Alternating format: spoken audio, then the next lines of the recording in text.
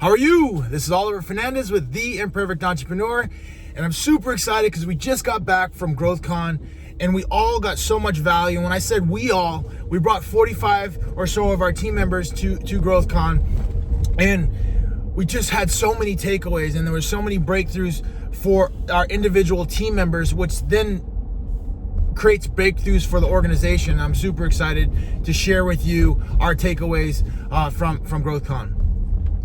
So the cool thing about being a parent is that you get so much love from your kids, especially as they get older and they become more aware, and they're like, hey, you're daddy, or you're like, for my wife, you're mommy, and like, I love you so much. So it's so cool. But the crazy thing about it, especially when you're an entrepreneur, is when you're knee deep in work, and all of a sudden you get that phone call from school and they tell you your kid's sick, and you're just like, oh my God, I gotta scramble and figure it out. But luckily we've built a great network of people that care for our kids, so we're always able to make it work.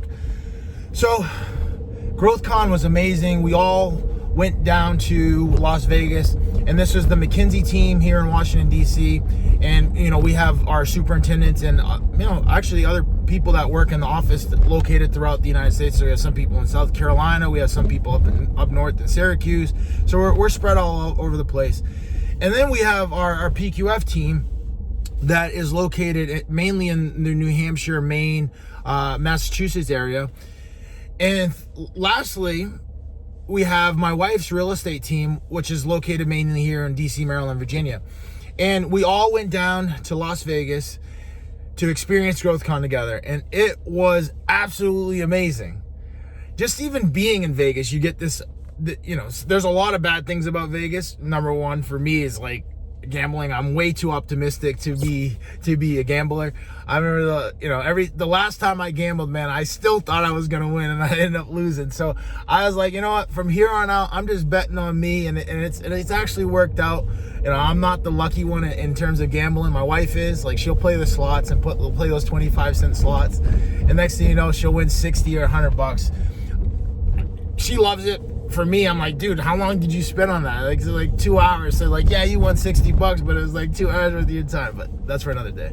But yeah, GrowthCon was just awesome, just being all down there together. For a lot of people, this was their first time on a flight. For a lot of people, this was their first time, leaving where they grew up.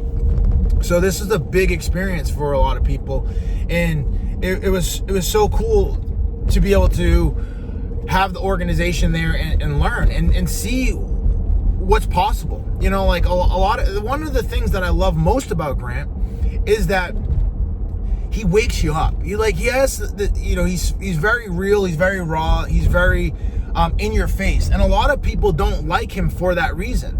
But actually, I like him for that reason, because he reminds us who we really are, what we really can do, what our true potential really is.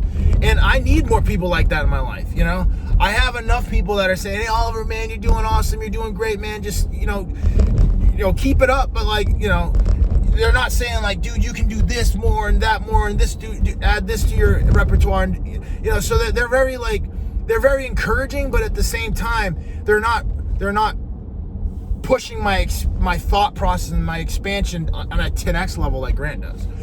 So having that in my life, I need that, and I want that. And I know for me personally, I'm a big growth person. So I know that that's what keeps me up, and what not keeps me up, but wakes me up, right?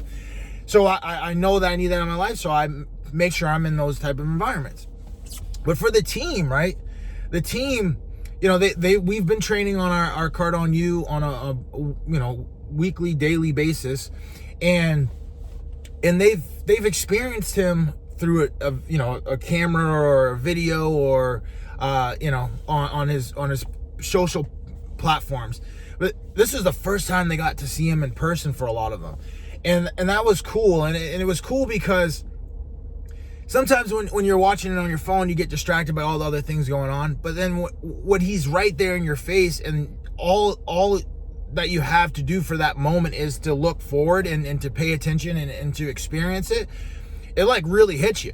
And when he starts going on, you need You need more activity in your life. You need more resource in your life. You know, what you think is okay and what you think is enough isn't enough.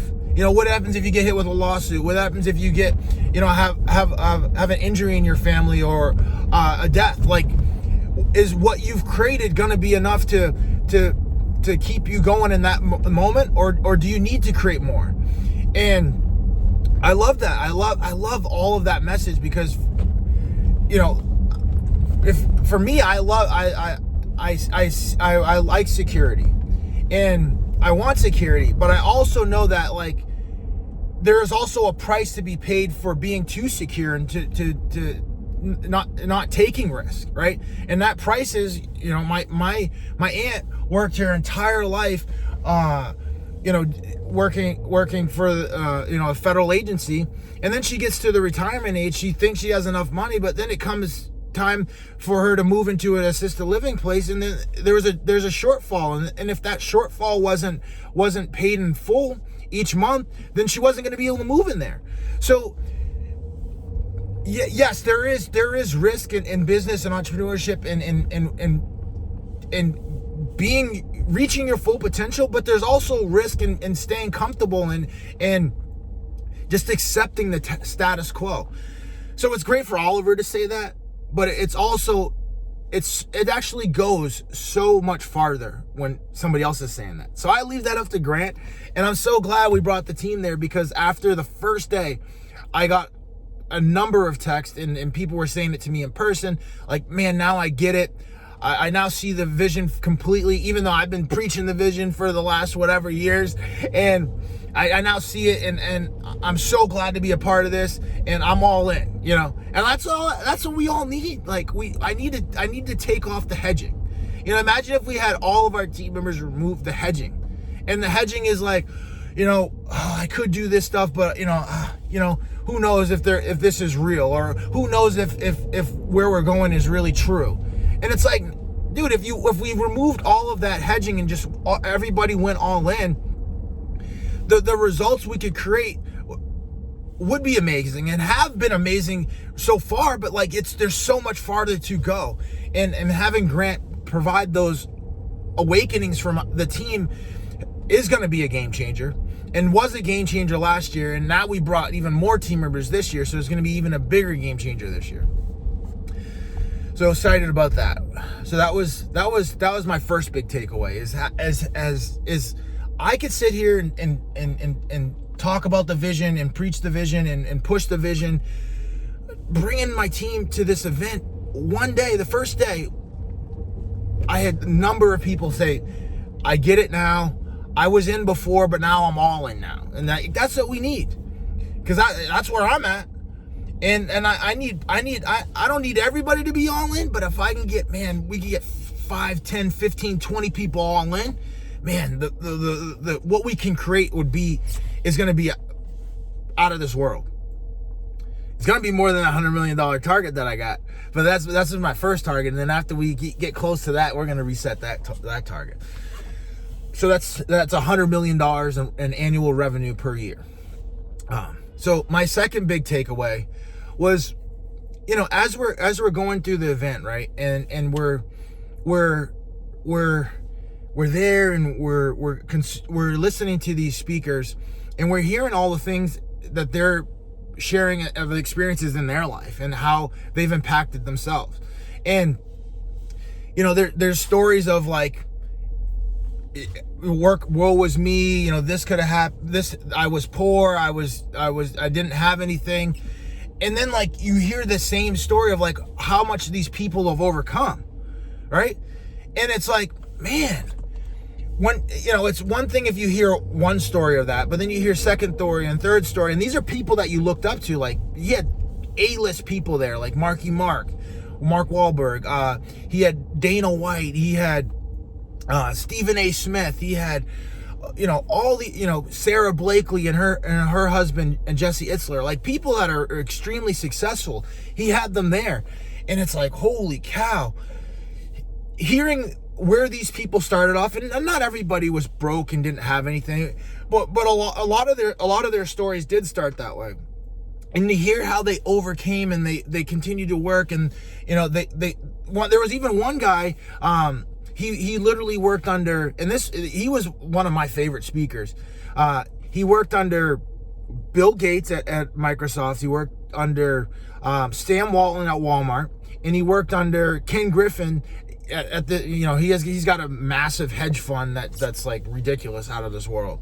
And he started off as a cashier at Walmart. Do you know how inspiring that was for my team? Some of them are laborers, some of them are rip-up guys, some of them are people that are doing deliveries. Do you know how inspiring that was for my team to hear that? And then to see what he's done, and he's like the chief operating officer at those locations, like Microsoft, Walmart, and Ken Griffin's hedge fund. Like that's a big, massive responsibility. But he started at the bottom and continued to add value, get better, sharpen his skill set, and now look what he's created. Like his name was Kevin Turner. Kevin Turner, absolutely amazing for my team to hear. Because a lot of people have these woe was me stories, and that's their story for the whole life. Or you can have this woe was me story, but put the time, energy, and effort, sharpen your skills, get better, do whatever it takes to get better, and then have this new story of like, hey, I worked for, I'm the chief operating officer for Sam's Club, which is owned by Walmart. Like, I'm working right under Bill Gates at Microsoft. Like, these are hundreds of $1 million worth organizations, and a guy that started off as a cashier was running them. Like, I was out of this world for me to hear, and for my team to hear, and to see the wins that are possible, and to hear the trials and tribulations that everybody goes through, because I've gone through them. Everybody goes through them. Everybody has the situations going on in our life. No one's immune to that, right? No one is. But it's the people that put the time, energy, and effort in to get better, to continue to sharpen their skill sets, to continue to get the right people around them, get in the right environments, and do the right thing. Those are the people that create their own luck, create their own magic, and make things happen for themselves, their families, their communities, their organizations. So that was takeaway number 2, man. That was awesome. I loved hearing that. And then my third and final takeaway, and I've been feeling this over the last couple of years, but now it just really solidified this feeling. And this feeling was that it's not about me. It's not about me. And a lot of, in the beginning, I started this company to provide for myself, to provide for my mom and 3 sisters, to provide for my family. And then as I got going, I took care of those responsibilities. And I didn't bring as many people around me because I just didn't have that model or that framework from a leadership standpoint in my environment. So I'm so grateful for the opportunity to get around my mentors like Brandon Dawson and my team members at Disrupt Equity, and to see how much they invest in their team, how much they're committed to building their team, how much they're excited about having people around them. And as soon as I got around that message, and as soon as I got around those people, and once I experienced that environment of like teamwork and growth, and like let's do this together, and it's going to be easier to push the rock up the hill together than just one person doing it alone. Once I got around that framework and realized that it's not about me, it's not about what Oliver can do, what Oliver can make. It's about how many lives we can impact, and how we can really go out in there and do something massive in this world. That's where like that was like a massive aha at GrowthCon. Like sitting there, and I sat back one day and I'm like, holy cow, look at all these team members here. Like, this is a massive investment for the organization. I mean, we're still tallying up everything, but I mean, it's at least 150 grand. You know what I mean? That we invested in the team.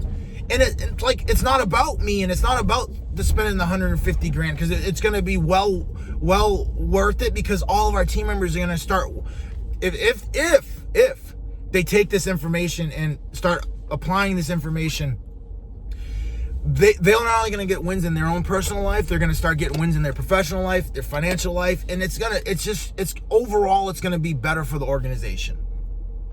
So I saw how important it is for there to be business owners that give a crap. You know what I mean? Like that want to see their team win, that want to see people get better, and want to see people level up, reach their full potential. And not only want to see that, but then we'll put money where their mouth is and put money behind the team to fly out there, to get the tickets, to pay for housing, all of that to make it all a reality.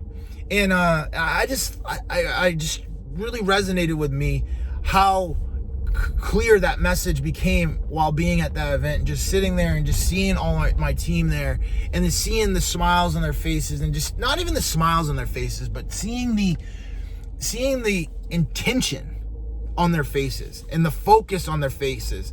And then after each day was done, or during the breaks, just hearing the excitement that they had in their voices again. And when I say again, it's like a lot of life will beat you down if you let it, right? Life will kick you upside the head and do all kinds of crazy stuff if you let it.